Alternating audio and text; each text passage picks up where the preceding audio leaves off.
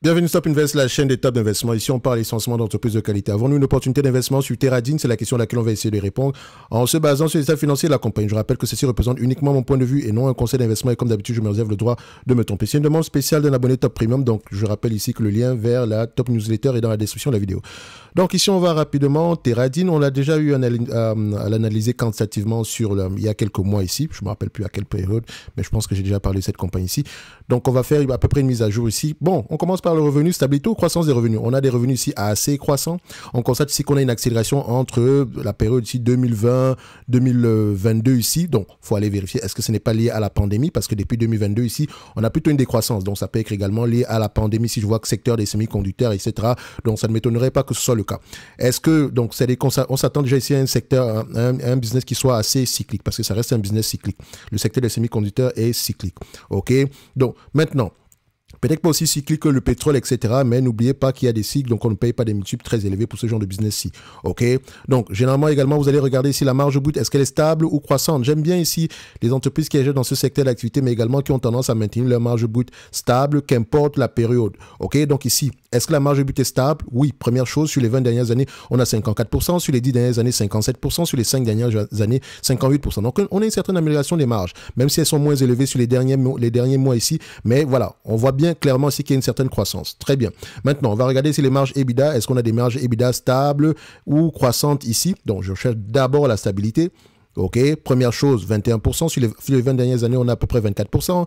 Sur les 10 dernières années, 28%. Sur les 5 dernières années, 31%. Sur les derniers mois ici, on a à peu près quelque chose autour de 21%. Donc, je sais qu'en lisant les rapports financiers, il faut que j'aille vérifier pourquoi est-ce que ces marges-là sont moins élevées sur la dernière période et est-ce que c'est durable. On peut également voir ici que le passif de cette compagnie-ci, alors, on voit qu'on a tendance ici à avoir des marges qui fluctuent également. OK, sauf peut-être depuis 2010, c'est à peu près plus stable. Donc, peut-être que le business est encore plus qualitatif. Depuis à peu près sur les 20 dernières années, le business est plus qualitatif que sur les 30 dernières années. OK, donc quand on va l'étudier ici, on prend en priorité les 20, les 10 et les 5 dernières années. Mais toujours en allant vérifier pourquoi est-ce qu'on a cette variation-là. OK, parce que si je ne sais pas pourquoi les marges ont augmenté, ça ne me sert strictement à rien du tout. OK, donc, toujours aller vérifier. Est-ce que j'aime ce que je vois ici? Oui, c'est une bonne chose. OK, on a des marges assez stables ici. OK, maintenant, on va vérifier le nombre d'actions. Est-ce que le nombre d'actions augmente ou diminue? Donc, on a un nombre d'actions ici qui diminue. Rachat d'actions, on aime ça fiscalement, c'est intéressant pour nous. OK, donc on a un rachat d'actions, c'est une bonne chose. Donc, c'est un dividende ici qui est déguisé. Donc, techniquement aussi, l'entité ici avait tendance ici à vous redistribuer le dividende en question. Vous aurez eu tendance à payer des taxes, etc. Si vous n'aviez pas la possibilité de l'avoir ici dans une enveloppe fiscale. OK, donc parfois, si vous aviez également l'envie de racheter la même entité ici, c'est souvent mieux qu'elle rachète plutôt les actions. OK, le rachat d'actions peut être bénéfique comme pas du tout. Faites attention, parfois, à certains moments ici, c'est mieux plutôt de redistribuer de redistribuer un dividende parce qu'on n'achète pas les actions, on ne fait pas un rachat d'actions à n'importe quel prix. OK? Donc, en tout cas, j'aime bien que le nombre d'actions diminue. On aime ça. OK? Ensuite, on va aller comparer ici les net income, les free cash flow pour voir si les deux parlent le même langage. OK? Je mets les deux courbes ici. On constate quoi? On parle le même langage. On voit ici que les free cash flow, il faut faire attention, sont généralement plus élevés que les net. Enfin, on aura généralement des free cash flow au même niveau que les net income ici.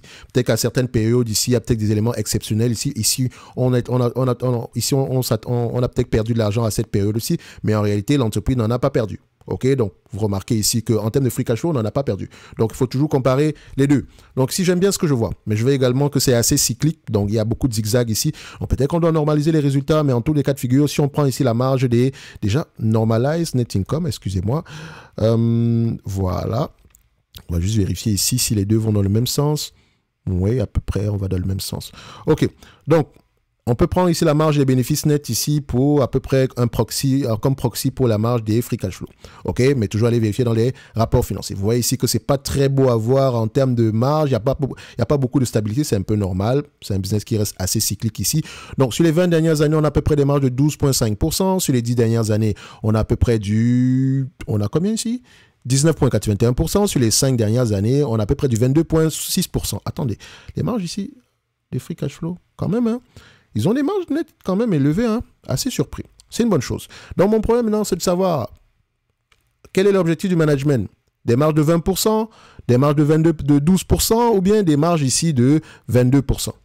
Je n'en sais rien. Je constate juste, je fais juste un constat au niveau des chiffres. Je regarde, j'observe et je pose les bonnes questions. En allant lire les rapports financiers, j'aurai déjà un ensemble de questions à poser. Parce que je n'ai pas envie d'investir sur un business ici où on s'attend à avoir des marges de 12% dans le futur. Vous voyez littéralement ici que je suis en train de me tromper. Donc, je veux voir le management en question. Quel est le niveau de marge?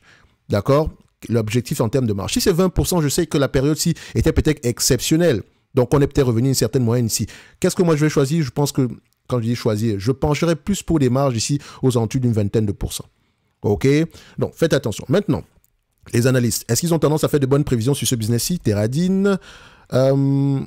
Voilà, on va vérifier ça ici. Alors, est-ce que les analystes ont tendance à faire de bonnes prévisions en termes de bénéfices nets ajustés ici? Donc, ils auront tendance à se rapprocher ici des bénéfices nets, des free cash flow. Donc, on peut les prendre ici les deux. Voilà, on n'a pas une grosse différence entre les deux. OK? Donc, ici, ils ont tendance, voilà, 2/3 du temps, ils ont raison. Donc, il faut faire attention, pas payer des multiples assez élevés pour cette compagnie-ci. Le marché a tendance à payer combien de fois les bénéfices pour ce genre d'entreprise? Personnellement, je vais payer 15 fois les bénéfices pour ce business-ci. D'accord? Pas plus que ça. Mais on va également voir ce que le marché est prêt à payer. Je mets ici, je normalise un tout petit peu les PER ici en prenant des next 12 months ici, histoire à peu près d'enlever à peu près les variations ici exceptionnelles. Donc on voit ici, le marché paye à peu près sur les 20 dernières années 18 fois les bénéfices. Sur toute la longue période ici, on est à peu près à 18 fois également les bénéfices. Bon, moi je prendrais 17 fois les bénéfices, je prends 17 fois les bénéfices. Mais je ne paye pas 20 fois les bénéfices pour ce business-ci. Sauf si on a un marché très gros et qu'on s'attend à une énorme croissance ici. Mais attention, de toute façon, on prendra 3 niveaux de PER. On s'attend également à avoir une hypothèse optimiste, une hypothèse de base, une hypothèse ici pessimiste, comme j'avais l'habitude de le faire sur les toutes premières vidéos de Top Invest. Mais ça me prend trop de temps ici, donc je pars directement ici avec mon hypothèse de base. OK? Donc, j'irai ici à peu près sur 17 fois les bénéfices. OK? Voilà. Je mettrai 17 fois les bénéfices ici. Donc, ça veut dire quoi? 1. Vous remarquez qu'on s'attend à avoir des bénéfices nets moins élevés en 2023. Pourquoi? Après ça, on s'attend à une certaine remontée sur les années à venir. Je ne sais pas si ça va arriver non plus. Donc, ça va dépendre de ma compréhension du business model ici. Donc, admettons ici qu'on normalise les résultats et qu'on revient à peu près à des bénéfices nets ici attendus en 2025. On s'attend à 5,32 $, 5,37 $. Donc, on me demande ici de payer, d'accord, 92 $. D'accord? Un business qui pourrait me rapporter d'ici 2025 à peu près 5,37 $ par action. OK? Ça représente à peu près un rendement de 5,8%. Est-ce que c'est intéressant pour moi? Je dirais non, pas du tout. Parce qu'entre-temps, on me demande également de patienter, hein, parce qu'on s'attend à un business ici qui va avoir tendance à souffler en 2023 et en 2024, on s'attendra à une certaine remontée. Donc, on a quand même un certain cycle. Donc, ça va vraiment dépendre ici de la compréhension, la raison pour laquelle le cycle baisse. On a des bénéfices nets moins élevés ici. OK, c'est très important pour moi. Sinon, je dirais qu'à la longue, on a juste une compagnie qui est correctement évaluée. Enfin, pour dire que cette compagnie-ci est sous-évaluée, il faut absolument que la croissance au-delà de 2026 soit très élevée. Et comme on peut le voir ici, en termes de croissance des bénéfices nets, sur les 9 dernières années, on a quand même quelque chose aux alentours de 10% en montant. Mais est-ce que ça sera le cas au-delà de 2025? Taille du marché, compréhension du business model ici, différentes études des compétiteurs ici. OK? Ce n'est que mon avis. En tout cas, moi, en date de je dirais juste que cette compagnie s'est correctement évaluée. Et j'ai oublié quelque chose. Je n'ai pas pris en considération ici la dette nette. On va vérifier. Est-ce qu'on a un niveau de dette nette ici assez correct? Quel est le niveau de dette nette ici? On a du cash net. À peu près 700 millions. 700 millions ici de cash net par rapport au nombre d'actions qu'on a en date d'aujourd'hui ici. Ça va présenter à peu près, quand même, hein, on a à peu près aux alentours de 4,50 $ par action. J'espère que c'est ça. Hein. Parce qu'en calcul mental, vu que je suis très très nul, d'accord, divisé par 165, ça donne à peu près, 4,3. OK. Donc, on peut rajouter le 4,3 ici sur l'équation. Ça ne va pas changer grand-chose non plus. OK. Donc, on a du cash net. On aime ça. Donc, déjà, elle a la capacité de souffrir. OK. Maintenant, ça me renforce ici à l'idée de dire qu'on est juste correctement évalué sans plus. OK. Maintenant, c'est un business qui paye un dividende. Est-ce qu'ils ont les moyens de payer ce dividende? Il y a de grandes chances que oui. Actuellement, si vous redistribuez la totalité des bénéfices nets ici en dividende, vous aurez un rendement de 3,22%. Et d'ici à 2025, on s'attend à du 5,80% alors qu'on verse à peine 0,48%. OK, attention, on verse le dividende de 0,48%, mais ils rachètent les actions derrière. Donc, votre shareholder yield est sensiblement plus élevé que ça. En tout cas, pour moi, ici, de mon point de vue, Teradine est correctement évalué. OK, et pour avoir un avis contraire ici, si on veut affirmer le contraire ici, il faut surtout qu'on se concentre sur l'opportunité de croissance au-delà de 2025. Mais n'oubliez pas également qu'on a un ensemble de questions à poser pour 2023 et 2024, la raison pour laquelle, pourquoi est-ce que les bénéfices sont moins élevés sur la période précédente, sur la période actuelle. Pourquoi? Ok? Ce n'est que mon avis et non un conseil d'investissement. N'oubliez pas, en lien dans la description de la vidéo, vous avez ici la top newsletter et on se donne rendez-vous sur les prochaines vidéos. Merci.